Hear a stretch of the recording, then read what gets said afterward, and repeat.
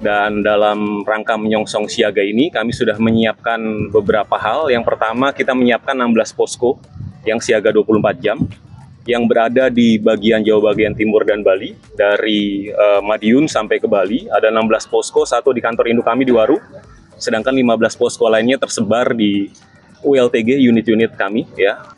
Memasuki penghujung bulan suci Ramadan, PT PLN Unit Induk Transmisi Jawa Bagian Timur dan Bali atau UIT-JBM memastikan kesiapan instalasi kelistrikannya dalam kondisi optimal. Komitmen ini dijalankan untuk menjaga keandalan sistem transmisi, khususnya dalam memenuhi kebutuhan listrik masyarakat selama Ramadan dan menyambut Hari Raya Idul Fitri di tahun 2025 ini. Melalui kegiatan visit keandalan transmisi di Gardu Induk Tegangan Ekstra Tinggi atau GIS, Tandes, PLN UIT-JBM memperlihatkan kesiapan teknis dan sumber daya manusia. Baik, makasih rekan-rekan media ya.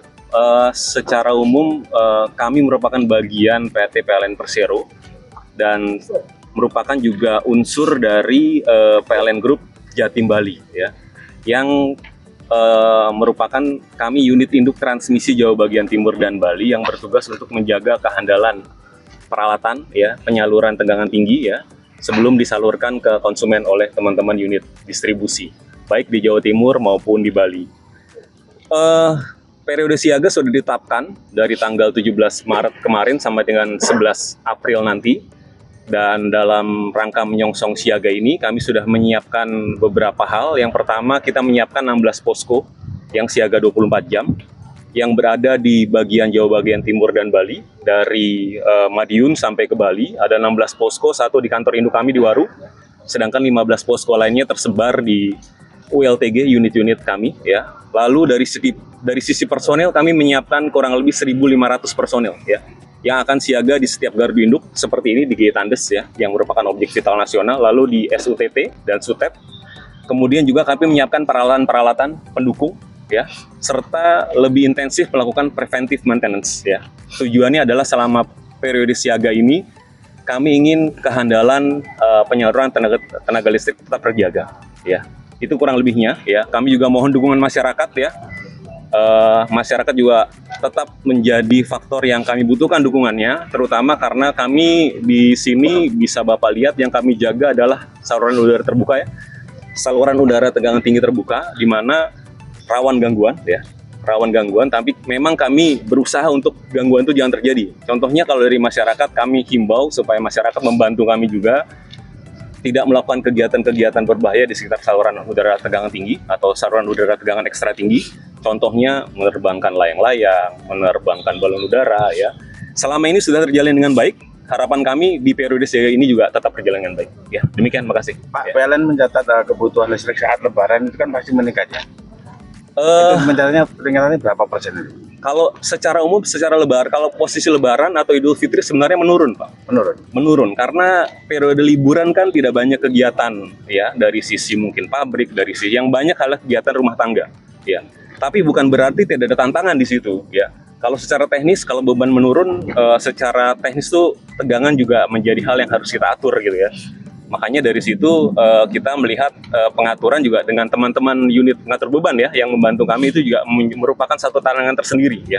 Biarpun beban menurun, tapi kami juga tidak ingin kehandalan menjadi terganggu gitu, kurang lebih Pak. Di sini, tim pekerjaan dalam keadaan pertegangan atau PDKB melakukan simulasi pemeliharaan instalasi listrik, termasuk melibatkan Sri Kandi atau karyawati PLN UPT Gresik. Partisipasi ini menjadi bukti nyata dukungan PLN terhadap kesetaraan gender di bidang operasional kelistrikan.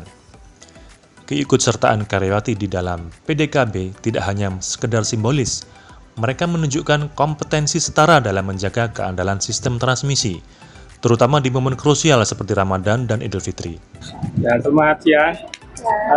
Boleh kenalan dulu, namanya siapa? Ya, nama saya Musa dari ULTG Gresik. Ya. Perkenalkan, nama saya Nadia dari ULTG Gresik. Pengalaman selama jadi Sri Kandi di PLN, apa yang paling mengesankan?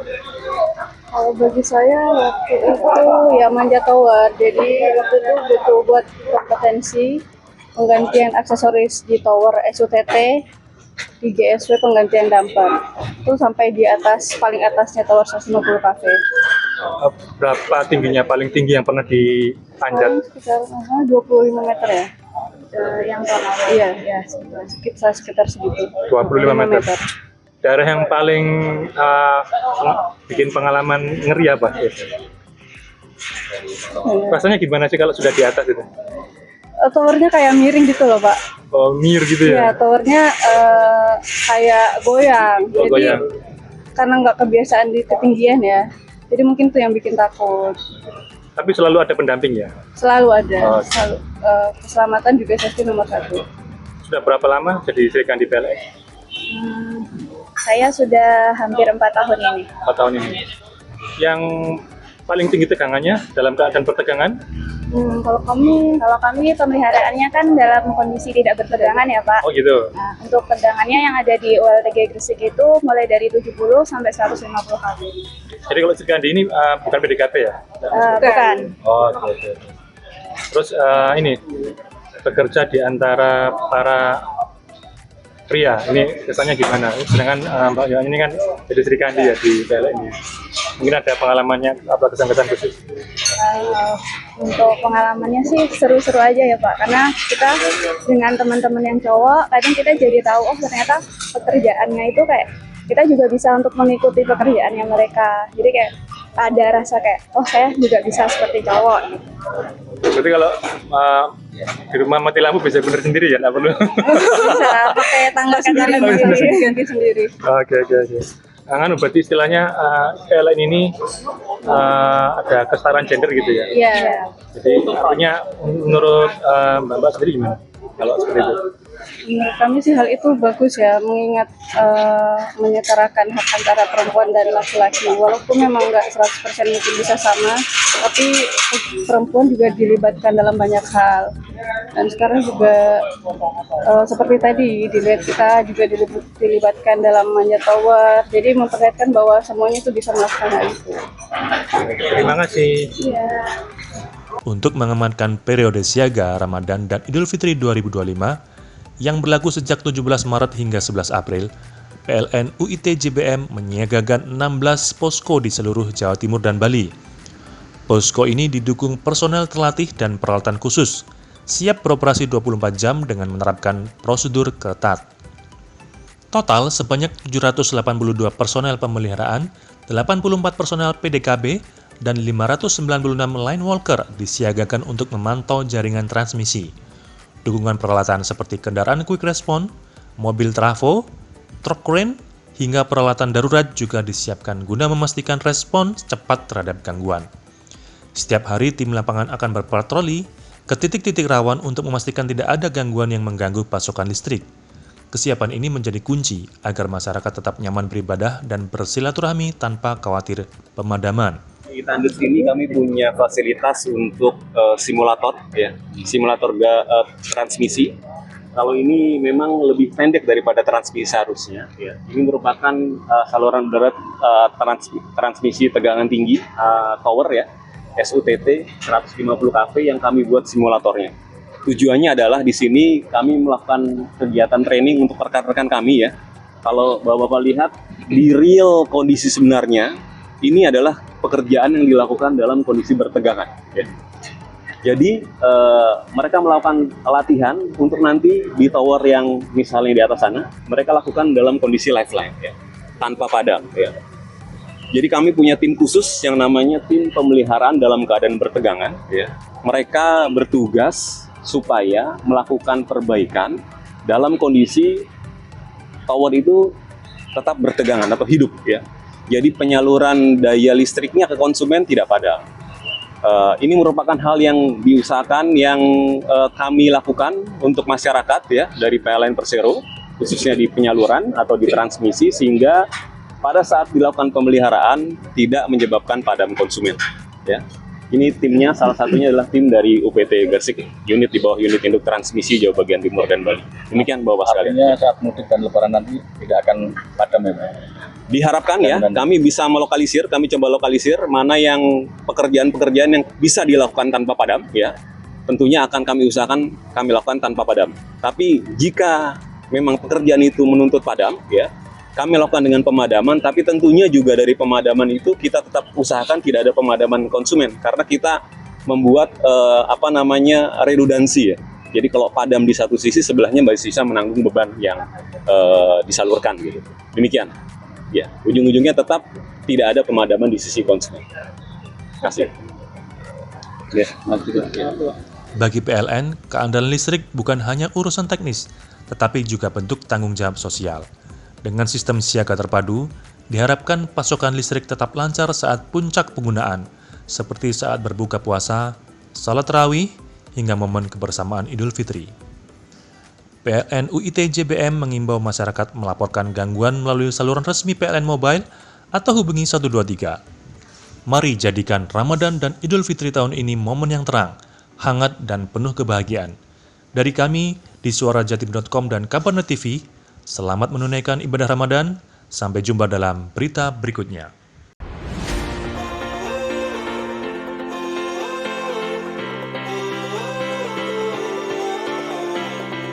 Menteri Badan Usaha Milik Negara Erick Thohir kembali menggelar mudik gratis bertajuk Mudik Aman, Mudik Sehat bersama BUMN 2022 dengan menunjuk PT Jasara Harja sebagai koordinator penyelenggara program tersebut. Program ini merupakan kolaborasi 26 BUMN dan menyediakan lebih dari 542 bus dan 24 kereta api yang akan memberangkatkan kurang lebih 40.000 pemudik ke berbagai pulau Jawa dan Sumatera. Rabu 20 April 2022, Kementerian BUMN melalui Jasara Harja selaku koordinator menggelar konferensi pers di Gedung Nyi Ageng Serang, Banten dan dihadiri Asdep Bidang Tanggung Jawab Sosial dan Lingkungan Kementerian BUMN Edi Eko Cahyono, Direktur Jasara Harja Rifan Ahmad Purwantono bersama jajaran direksi BUMN. Maka diharapkan dengan alokasi mudik gratis ini, potensi terhadap kendaraan barat pribadi akan berkurang. Dan kita berupaya agar juga masyarakat dipastikan aman sampai di dalam keluarganya di daerah dan juga bisa melakukan mudik lebaran dengan sehat.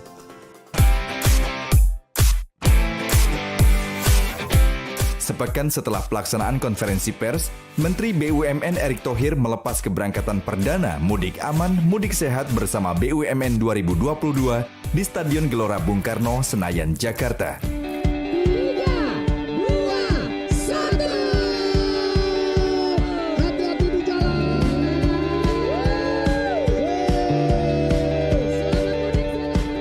Dalam sambutannya, Menteri BUMN menyampaikan pelepasan tersebut mengawali 24 bus pertama yang akan berangkat ke 12 kota tujuan dan 24 rangkaian kereta api yang diberangkatkan dari Stasiun Pasar Senen, Jakarta. Ini bagian kontribusi bagaimana kami di Kementerian BUMN, para direksi BUMN, dan tentu mendapat dukungan dari Kementerian Perhubungan dan Kepolisian untuk memastikan sesuai arahan Bapak Presiden bahwa pada saat ini kita harus benar-benar melayani daripada mudik tahun ini yang tentu sangat spesial.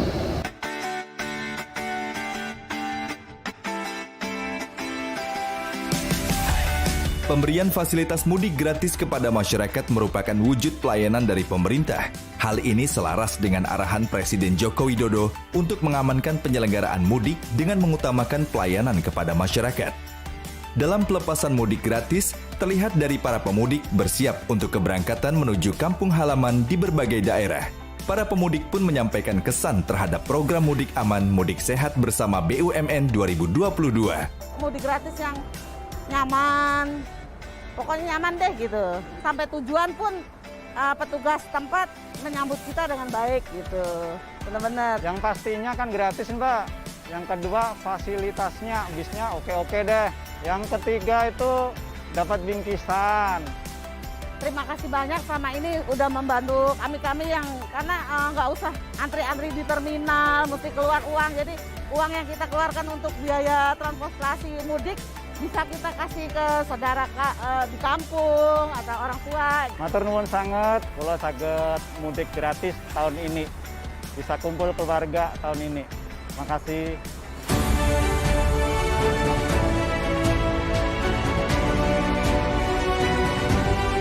Menteri BUMN Erick Thohir juga mengimbau para peserta mudik agar saling menghormati serta menjaga ketertiban untuk perjalanan yang aman dan nyaman. Para sahabat masyarakat yang mudik harus jaga ketertiban. Mudik aman, mudik sehat bersama BUMN 2022. Mudik aman, mudik sehat bersama BUMN. Mudik aman, mudik sehat bersama BUMN. Mudik aman, mudik sehat bersama BUMN. Mudik aman, mudik sehat bersama BUMN.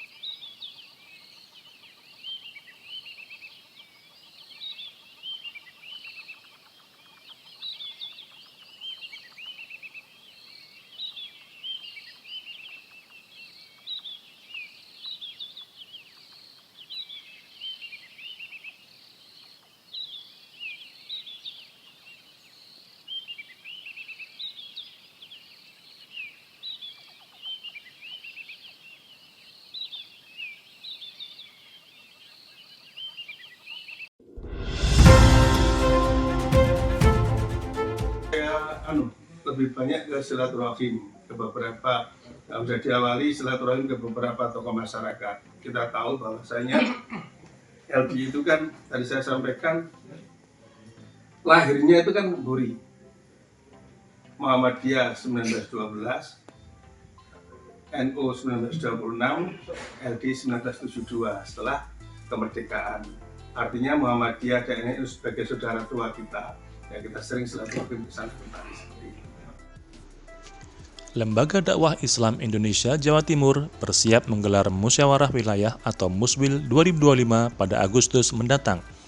Acara 5 tahunan ini tak hanya menjadi ajang regenerasi kepemimpinan, tapi juga momentum evaluasi program strategis di bidang pendidikan, lingkungan, dan sinergi dengan pemerintah. Simak laporan lengkap Suara Jatim dan Kabarnet TV dari Surabaya. Jadi banyak silaturahim, bangun ukhuwah satu sama lainnya. Karena sama-sama tugas kita bareng-bareng namut umat. Seperti itu. Sebanyak 17 DPD Kabupaten Kota di Jatim akan menggelar musyawarah daerah sesuai masa jabatan.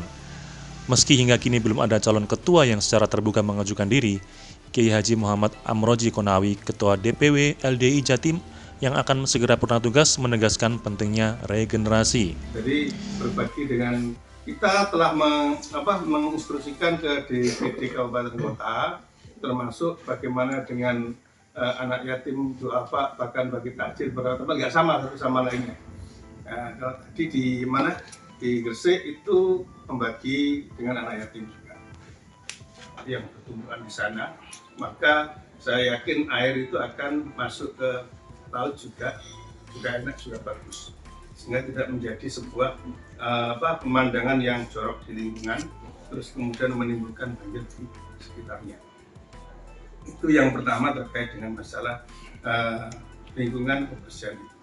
Terus kemudian terkait dengan beberapa tempat yang juga mengalami longsor. Tentunya ini kita harus memikirkan bagaimana mitigasi terhadap daerah-daerah bencana. Ya, saya berharap, saya yakin bahwa semua umat ini mempunyai orang-orang yang mampu untuk memitigasi bencana itu. Mulai dari mana diperkirakan itu bisa menjadikan longsor, maka ini harus dilakukan penguatan di sana. Penguatan macam-macam. Ada yang penguatan sifatnya melalui upaya kita seperti membuat tanggul dan sebagainya. Tapi yang paling bagus adalah bagaimana kita menciptakan penghijauan di sekitar situ. Karena akar itu pasti akan mengikat kepada pendudukan yang ada di dalam, sehingga tidak sampai terjadi jadi akar itu akan masuk kepada pori-pori tanah, sehingga nanti akan mengikat satu sama lain. Seperti itu. Ini kalau bisa terkait dengan masalah lingkungan. Yeah. Kiai Haji Amroji Konawi merasa cukup setelah 5 tahun mengabdi. Kader baru harus sambil melanjutkan estafet, terutama memperkuat program kepemudaan dan perempuan yang masih menjadi embrio, katanya. Di sektor pendidikan, LDII Jatim kini mengelola pondok pesantren mahasiswa yang menampung pelajar dari ITS, UNER hingga UPN. Tak berhenti di situ, lembaga ini sedang menyiapkan pendirian perguruan tinggi bersama Yayasan Budi Utomo dengan basis 200.000 siswa SMP-SMK yang dimilikinya. Tak hanya itu, pembangunan Politeknik di Gading Mangu telah mencapai 90% dan ditargetkan beroperasi pada 2026. Proyek ini diharapkan menjadi kontribusi LDII bagi pendidikan vokasi di Jawa Timur. Orang-orang yang dia itu di akhirat nanti, di dalam surat Al-Baqarah, Allah menjelaskan, Yauma yuhma alaiha binari jahannam, fatukwa biha jibauhum wa junubuhum wa duhuruhum. Ada makanan stumli angkusikum wa dukimakum bindak insun. Jadi, harta yang telah kamu peroleh di dunia, tapi kamu tidak menginfakkan dengan baik, tidak menzakati dengan baik, karena zakat itu adalah ada haknya fakir miskin, ada haknya orang yang du'afa, ada haknya ibnu sabil dan sebagainya. Tidak kamu infakkan, tidak kamu zakati. Yauma yuhma, yauma pada harinya yuhma dipanaskan, finari jahanam dalam neraka jahanam. Jadi harta itu harus dipanaskan di neraka jahanam. Batuk wajibahum, kemudian harta itu akan dicoskan dengan lambungnya, waduhurum dan punggungnya, ya. Terus kemudian malaikat mengatakan hadza ma kanastum li anfusikum wa fikum ma kuntum taknizun. Ini loh harta yang telah kamu kumpulkan di dunia, yang tidak kamu infaki, yang tidak kamu sedekahkan. Seperti itu. Jadi beratnya orang yang mendapatkan rezeki, tetapi dia tidak menyalurkan, memberikan kepada yang berat, misalnya dan sebagainya. Seperti itu. Komitmen LDI Jatim tak hanya di bidang pendidikan. Dalam buka puasa bersama media Maret lalu, Kiai Haji Amroji menyerukan pentingnya menjaga kebersihan lingkungan sebagai bagian dari iman, terutama di musim hujan yang rawan bencana. Mitigasi bencana harus jadi prioritas. Pembangunan tanggul dan penghijauan di daerah rawan longsor adalah langkah konkret untuk melindungi masyarakat. Di bulan Ramadan, LDI Jatim fokus pada penguatan silaturahmi dan kepedulian sosial. Puluhan ribu paket sembako disalurkan untuk masyarakat kurang mampu. Sementara dialog dengan tokoh agama dan budaya digalakkan untuk menjaga harmoni sosial. Saya berharap ini adalah momen yang baik, momen di mana umat Islam sudah terbebas dari salah dan dosa, dalam tanda kutip. Ya. Jadi karena memang tadi saya sampaikan bahwa Ramadan itu adalah bulan penuh maghfirah. Dengan sudah dimaghfirah, diampuni salah dan dosa kita, marilah kita mengawali dengan baik. Muswil 2025 akan menjadi momen krusial bagi LDI Jatim. Selain regenerasi kepemimpinan, lembaga ini ditantang untuk terus berinovasi dalam program pendidikan, lingkungan, dan sinergi dengan pemerintah. Seperti pesan Kiai Haji Amroji, regenerasi adalah sunnatullah. Yang terpenting, semangat pengabdian harus tetap menyala. Semoga Muswil LDI Jatim 2025 bisa memberikan dampak positif bagi masyarakat luas. Sampai jumpa dalam berita berikutnya.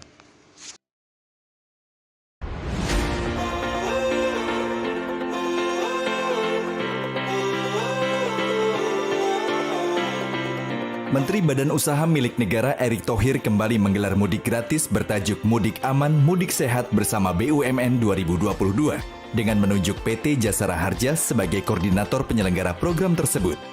Program ini merupakan kolaborasi 26 BUMN dan menyediakan lebih dari 542 bus dan 24 kereta api yang akan memberangkatkan kurang lebih 40.000 pemudik ke berbagai pulau Jawa dan Sumatera. Rabu 20 April 2022, Kementerian BUMN melalui Jasara Harja selaku koordinator menggelar konferensi pers di Gedung Nyi Ageng Serang, Banten dan dihadiri Asdep Bidang Tanggung Jawab Sosial dan Lingkungan Kementerian BUMN Edi Eko Cahyono, Direktur Jasara Harja Rifan Ahmad Purwantono bersama jajaran direksi BUMN. Maka diharapkan dengan alokasi mudik gratis ini, potensi terhadap kendaraan barat pribadi akan berkurang. Dan kita berupaya agar juga masyarakat dipastikan aman sampai di dalam keluarganya di daerah dan juga bisa melakukan mudik lebaran dengan sehat.